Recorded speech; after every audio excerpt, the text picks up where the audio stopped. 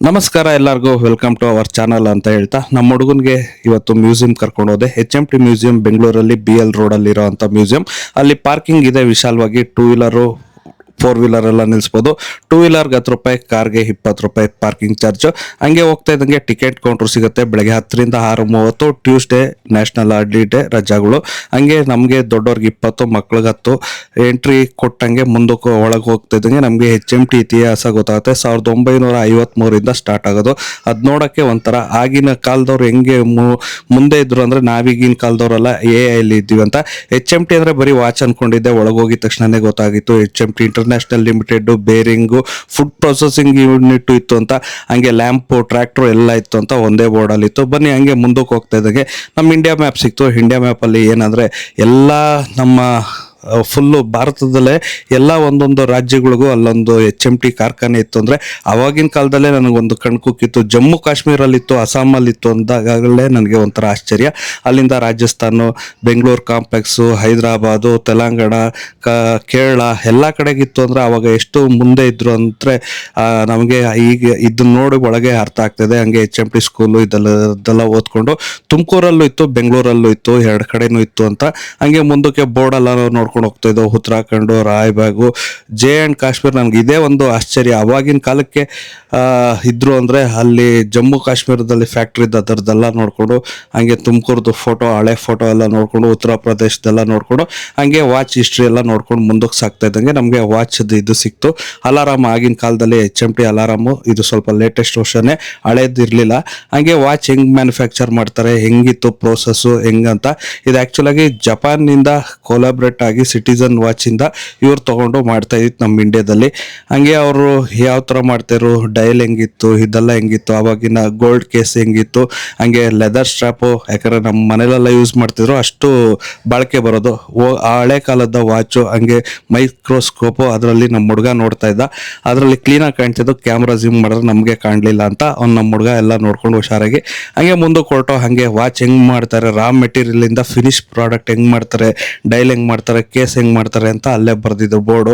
ನಮ್ಮ ಹುಡುಗನಿಗೂ ಅವನಿಗೂ ತಿಳ್ಕೊಳ್ಳಿ ಅಂತ ಎಲ್ಲ ಅವ್ನಿಗೆ ಹೇಳ್ತಾ ಇದ್ದಂಗೆ ಈ ಥರ ಕಬ್ಣದಿಂದ ಹಿಡಿದು, ರಾ ಮೆಟೀರಿಯಲ್ ಇಂದ ಹಿಡಿದು ಫಿನಿಶ್ ಪ್ರಾಡಕ್ಟ್ ಹೆಂಗ್ ಮಾಡ್ತಾರೆ, ಕೇಸ್ ಅಂದ್ರೆ ಅಷ್ಟು ಚೆನ್ನಾಗಿ ಮಾಡಿ. ಆಗಿನ ಕಾಲದಲ್ಲೇ ವಾಚ್ ಆ ಥರ ಆಟೋಮೆಟಿಕ್ ಈಗ ಬರೋದಲ್ಲ, ಮಾಮೂಲಿ ಎಲೆಕ್ಟ್ರಿಕ್ದು. ಡೈಲಲ್ಲಿ ಯಾವ ಥರ ಪ್ರಿಂಟ್ ಮಾಡ್ತಿರೋ, ಅವಾಗ ಡೈಲೇ ಯಾವ ಥರ ಬೇಕೋ ಕಸ್ಟಮ್ ಬಿಲ್ಡ್ ಎಲ್ಲ ಡೈಲ್ ಪ್ರಿಂಟ್ ಮಾಡ್ತಿದ್ರು. ಹಂಗೆ ಮುಂದಕ್ಕೆ ಬಂದಾಗ ಮಾತಾದೇವಿ, ಆಮೇಲೆ ನಮ್ಮ ಶಿವಕುಮಾರ ಸ್ವಾಮೀಜಿ, ಕೆಂಪೇಗೌಡರು, ವಿವೇಕಾನಂದ ಅವರು, ಕರ್ನಾಟಕ ಫ್ಲಾಗು, ಆಮೇಲೆ ಸ್ವಾಮೀಜಿಗಳು ಎಲ್ಲ ಆಗಿನ ಕಾಲದಲ್ಲೇ ಕಸ್ಟಮ್ ಮೇಡ್ ಮಾಡ್ತಾ ಇರೋದ್ರೆ ನನಗೆ ಅದೇ ಆಶ್ಚರ್ಯ. ಅಲ್ಲಿಂದ ಮುಂದಕ್ಕೆ ಹೊಡ್ತಾ ಇದ್ದಂಗೆ ಹಳೆ ಕಾಲದ್ದು ವಾಚ್ ಇದ್ದಿತ್ತು ಫ್ಯಾಕ್ಟ್ರಿದು. ಅದರಿಂದ ಪ್ರೆಸ್ಗಳೆಲ್ಲ ನೋಡ್ದು, ಇದು ಡೈ ಹೆಂಗಿರುತ್ತೆ ಪ್ರೆಸ್ ಅಂತ. ಆವಾಗೆಲ್ಲ ಸಣ್ಣ ಪ್ರೆಸ್ಸು. ಅಲ್ಲಿಂದ ಮುಂದಕ್ಕೆ ಹೋಗ್ತಾ ಇದ್ದಂಗೆ ಅದರಲ್ಲಿ ಒಳಗಡೆ ಡೈಲಲ್ಲಿ ಇರ್ತದಲ್ಲ, ಅದು ಯಾವ ಥರ ಅವಾಗಿನ ಕಾಲದಲ್ಲೇ ಏನು ಪ್ರಿಸಿಷನಲ್ಲಿ ಮಾಡ್ತಿರೋದ್ರೆ ಟಾಪ್ ನಾಚಾಗಿ ಮಾಡ್ತಿರೋ. ಫೈಬರ್ ಗ್ಲಾಸ್ ಎಲ್ಲ. ಹಂಗೆ ಮುಂದಕ್ಕೆ ಬಂದಾಗ ಇದು ಬಾಕ್ಸ್ಗಳು. ನಮ್ಮ ಮನೆಯಲ್ಲಿ ಎಲ್ಲರ ಮನೇಲೂ ನೆನಪು. ಅವಾಗ ವರದಕ್ಷಿಣೆ ಕೊಡ್ಬೇಕಾದ್ರೆ HMT ವಾಚು, ಬಾಟಾ ಚಪ್ಪಲಿ ಕೊಟ್ರೆ ಮದುವೆ ಮುಗಿಯೋ ಅಂತ ಲೆಕ್ಕಕ್ಕಿತ್ತು. ಅಲ್ಲಿಗೆ ವಾಚ್ ಕೇಸ್ಗಳ್ದೆಲ್ಲ ನೋಡ್ಕೊಂಡು ಮುಂದಕ್ಕೆ ಬಂದು ಇಲ್ಲಿ ಬಂದಾಗೆ ಫ್ರಿಕ್ಚರ್ಗಳಿತ್ತು, ಯಾವ್ಯಾವ ಥರ ಟೂಲ್ ಯೂಸ್ ಮಾಡ್ತಾರೆ ಅಂತ ಅದನ್ನೆಲ್ಲ ನಮ್ಮ ಹುಡುಗನಿಗೆ ತೋರಿಸ್ಕೊಂಡು, ಹಂಗೆ ಮುಂದಕ್ಕೆ ಬಂದಾಗ ಲ್ಯಾಬ್ ಅವರಲ್ಲಿ ವಾಟರ್ ರೆಸಿಸ್ಟೆಂಟ್ ಹೆಂಗೆ, ಅದರದ್ದು ಅಕ್ಯುರಸಿ ಹೆಂಗೆ ಎಲ್ಲ ಚೆಕ್ ಮಾಡೋದು, ಅದು ಹೆಂಗಿದೆ ಅಂತ ಅದನ್ನೆಲ್ಲ ಸಿಂಪಲ್ ಆಗಿತ್ತು. ಹಂಗೆ ಮುಂದಕ್ಕೆ ಬಂದಂಗೆ ನೋಡ್ತಾ ಇದ್ದಂಗೆ ಯಾವ್ಯಾವ ಥರ ಟೂಲ್ಸ್ ಯೂಸ್ ಮಾಡ್ತಾ ಇದ್ರು HMTಗೆ ಅಂತ ನೋಡ್ತಾ, ವಾಚ್ಗಳಿಗೆ ಈ ಥರ ಟೂಲ್ಸ್ ಎಲ್ಲ ನೋಡ್ಕೊಂಡು ಹಂಗೆ ಮುಂದಕ್ಕೆ ಬಂದಾಗ ಆವಾಗಿನ ಕಾಲದಲ್ಲಿ ಬ್ಲ್ಯಾಕ್ ಆ್ಯಂಡ್ ವೈಟ್ ಪಿಕ್ಚರಲ್ಲಿ ವಾಚ್ ಅಸೆಂಬ್ಲಿ ಹೆಂಗೆ ಮಾಡ್ತಾಯಿದ್ರು, ಆವಾಗಿನ ಟೆಕ್ನಾಲಜಿ ಹೆಂಗಿತ್ತು, ಅವರ ಡ್ರೆಸ್ ಕೋಡ್ ಹೆಂಗಿತ್ತು ಅಂತೆಲ್ಲ ನೋಡಿ ಯಾವ್ಯಾವ ಥರ ಎಕ್ವಿಪ್ಮೆಂಟ್ ಎಲ್ಲ ಯೂಸ್ ಮಾಡ್ತಾಯಿದ್ರು ಅಂತ. ಮುಂದಕ್ಕೆ ಬಂದಾಗ HMT ಎಂಪ್ಲಾಯಿಗಳು ಆಗ್ತಾ ಇದ್ದಂಥ ಡ್ರೆಸ್ಗಳು ಕೋಡ್ ಎಲ್ಲ ನೋಡಿಕೊಂಡು ಹಂಗೆ ಮುಂದಕ್ಕೆ ಬಂದು ಪಂಚಿಂಗ್ ಮಿಷಿನಲ್ಲಿ ಕಾರ್ಡ್ ಖಾಲಿ ಆಗಿತ್ತು, ನೆಕ್ಸ್ಟ್ ಟೈಮ್ ಬನ್ನಿ ಅಂದರು.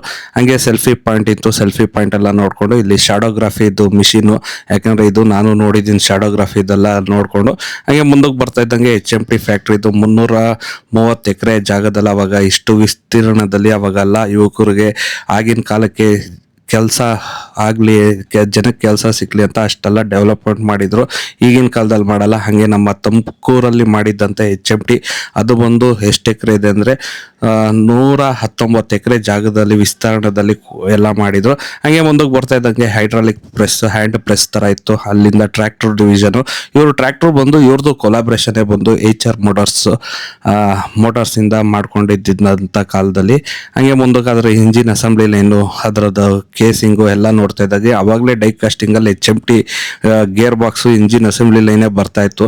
ಆದರೆ ಇಂಜಿನ್ ಯಾವುದು ಅಂತ ಗೊತ್ತಿರಲಿಲ್ಲ. 4 cylinder engine, 3 cylinder engine, half engine, clutch plate ಇದನ್ನೆಲ್ಲ ಮುಂದಕ್ಕೆ ಸಾಕ್ತಾ ಇದ್ದಂಗೆ ಹಳೆ ಕಾಲದ್ದು ಆಗಿನ ಟ್ರೆಂಡಿಂಗಲ್ಲಿ ಇದ್ದಿದ್ದಂಥ ಇದನ್ನು ನೋಡಿಕೊಂಡು ಹಾಗೆ ಮಿಷಿನ್ಗಳು ನೋಡಿಕೊಂಡು ಮಿಷಿನ್ ನೋಡ್ತಾ ಇದ್ದಂಗೆ ಇಲ್ಲೆಲ್ಲ ಆಟೋಮೆಟಿಕ್ ಮಿಷಿನ್ನು ಆಗಲೇ 20-30 ವರ್ಷದ ಹಿಂದಿದ್ದಂದರೆ ಹೆಂಗಿತ್ತು ನೋಡಿ. ಲೇತು, ಹಂಗೆ grinding machine, automatic connecting machine, ಅಲ್ಲಿಂದ ಹೈಡ್ರಾಲಿಕ್ ಪ್ರೆಸ್ಸು, ಆಮೇಲೆ ಕಟಿಂಗ್ ಮಿಷಿನು, ಮಿಲ್ಲಿಂಗ್ ಮಿಷಿನು, ಆಮೇಲೆ ಸರ್ಫೇಸ್ ಗ್ರೈಂಡಿಂಗ್ ಮಿಷಿನು, ಆಮೇಲೆ ಇದ್ರದ್ದೆಲ್ಲ ವಿಚಿತ್ರವಾದ ಮಿಷಿನ್ಗಳೆಲ್ಲ ಇದ್ದು ಆಗಿನ ಕಾಲದಲ್ಲೇ.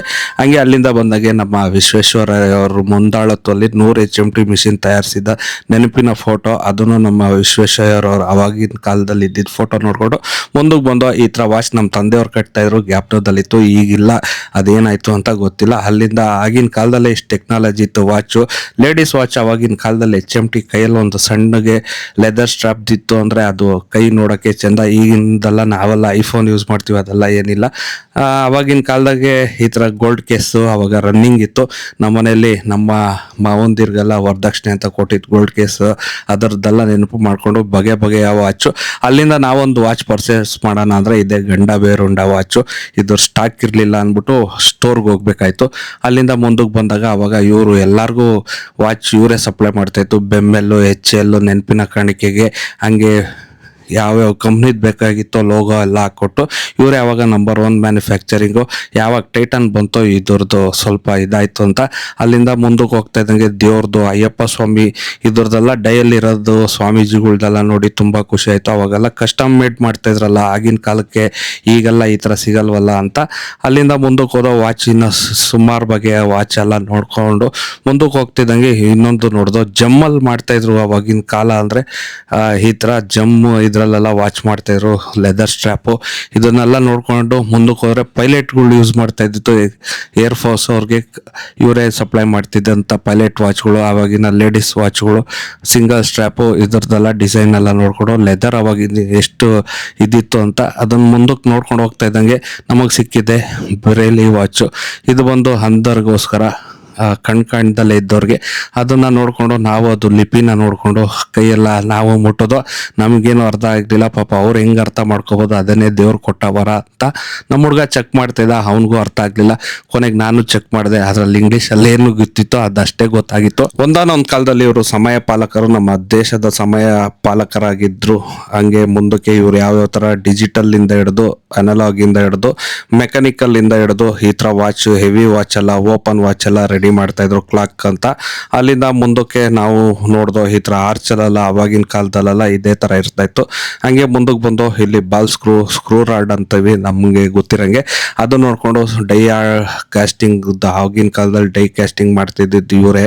ಆವಾಗ ಇಂಡಸ್ಟ್ರಿಯಲ್ ಡಿಫೆನ್ಸ್ಗೆಲ್ಲ ಹೋಗ್ತಾಯಿತ್ತು. ಇವ್ರು ಮಾಡಿ ಅಂಥದ್ದು ಲೇತ್ಗಳು, ಮಿಲ್ಲಿಂಗ್ ಮಿಷಿನು, ಸರ್ಫೇಸ್ ಗ್ರೈಂಡಿಂಗು, ವರ್ಟಿಕಲ್ ಗ್ರೈಂಡಿಂಗು, ಈ ಥರ ಸ್ಕ್ರೂ ಗ್ರೈಂಡಿಂಗು ಎಲ್ಲ ಇತ್ತು. ಇವರು CNC ಮ್ಯಾನುಫ್ಯಾಕ್ಚರರು. ಅಲ್ಲಿಂದ ಮುಂದಕ್ಕೆ ಬಂದಾಗ ಇವ್ರದ್ದು ಬೇರಿಂಗ್ ಡಿವಿಷನ್ದಲ್ಲಿ ಬೇರಿಂಗ್ ಇತ್ತು. ಆವಾಗಿನ ಕಾಲಕ್ಕೆ HMT ಬೇರಿಂಗ್ ಅಂದರೆ ನಂಬರ್ 1 ಬೇರಿಂಗ್ ಇತ್ತು. ಈಗೆಲ್ಲ ಅದೆಲ್ಲ ಯೂಸ್ ಮಾಡಲ್ಲ. ಹಾಗೆ ನಾನು ಮುಂದಕ್ಕೆ ಹೋದಂಗೆ HMT ಲ್ಯಾಂಪ್ಸು, ಆಗಿನ ಕಾಲದಲ್ಲೇ HMT ಲ್ಯಾಂಪ್ಸು ಇವರೇ ನಂಬರ್ 1 ಲ್ಯಾಂಪ್ ಮೇಕರ್ ಇದ್ರು. ಆಮೇಲೆ ಬೇರೆಯವರೆಲ್ಲ ಉಟ್ಕೊಂಡಿರೋದು. ಯಾಕಂದ್ರೆ ನಾವು ತಿಳ್ಕೊಂಡಿರೋದು ಏನಂದರೆ ಮೈಸೂರು ಲ್ಯಾಂಪ್ಸ್ ಒಂದೇ ಅಂತ ನಮ್ಗೆ ಗೊತ್ತಿತ್ತು, ಆದರೆ HMT ಲ್ಯಾಂಪು ರೆಡಿ ಮಾಡ್ತಾಯಿದ್ರು ಅಂತ ಗೊತ್ತಿರಲಿಲ್ಲ. ಅವರು ಆಗಿನ ಕಾಲಕ್ಕೇ 79ರಲ್ಲೇ 80ರಲ್ಲೇ ಇವರು ಇದು ಮಾಡ್ತಾ ಇದ್ದಿತ್ತು. ಅಲ್ಲಿಂದ ಮುಂದಕ್ಕೆ ಹೋದಂಗೆ ಸ್ಕಿಲ್ ಡೆವಲಪ್ಮೆಂಟು, ಫ್ರೀ ಟ್ರೈನಿಂಗ್ ಎಲ್ಲ ಇತ್ತು ಆಗಿನ ಕಾಲದಲ್ಲಿ. ಈಗಿನ ಕಾಲ ಯುವಕರಿಗೆ ಈ ಥರ ಸಿಕ್ಬಿಟ್ಟಿದ್ರೆ ಸ್ವಲ್ಪ ಒಂದು ಹೆಜ್ಜೆ ಮುಂದಕ್ಕೆ ಹೋಗ್ತಾಯಿದ್ರು ಅಂತ CNC ಲೇತು ಅವ್ರ ಮಿಷಿನ್ರಿ ಫ್ಯಾಕ್ಟ್ರಿದೆಲ್ಲ ನೋಡ್ಕೊಂಡು ಚಾರ್ಟ್ ಎಲ್ಲ ಮುಂದಕ್ಕೆ ಬರ್ತಾ ಇದ್ದಂಗೆ ಇವ್ರದ್ದು ಮಿಷಿನ್ ಯಾವ್ಯಾವ ಮಿಷಿನ್ ತಯಾರಿಸ್ತಾಯಿದ್ರು. ಪ್ರಿಂಟಿಂಗ್ ಮಿಷಿನಿಂದ ಹಿಡಿದು ಇದ್ರದ್ದವರೆಗೂ ಫುಡ್ ಪ್ರೊಸೆಸಿಂಗ್ದು ಎಲ್ಲ ತಯಾರಿಸ್ತಾಯಿದ್ರು. CNC ಮಿಷಿನ್ ಎಲ್ಲ ಅಂತ ನನಗೆ ಈಗಲೇ ಗೊತ್ತಾಗಿತ್ತು. ನಾನು ಏನಂದರೆ ಬರೀ ವಾಚ್ ಒಂದೆರಡು ಐಟಮ್ ಅಂತ ಅಂದ್ಕೊಂಡಿದ್ದೆ. ಇವ್ರು ಪ್ರಿಂಟಿಂಗ್ ಸಹಿತ ಮಾಡ್ತಾಯಿದ್ರು. ಅಲ್ಲಿಂದ ಮುಂದಕ್ಕೆ ಹೋದಾಗ ಫುಡ್ ಪ್ರೊಸೆಸಿಂಗ್ ಮಿಷಿನರಿನೂ ಇವರು ಆಗಿನ ಕಾಲದಲ್ಲಿ ಮಾಡ್ತಾಯಿದ್ರು. ನಂಬರ್ 1 ಇದ್ದಿದ್ರಂತೆ. ಈಗಂತೂ ಇಲ್ಲ, ಅದೆಲ್ಲ ಕ್ಲೋಸ್ ಮಾಡಿಬಿಟ್ಟಿದ್ದಾರೆ.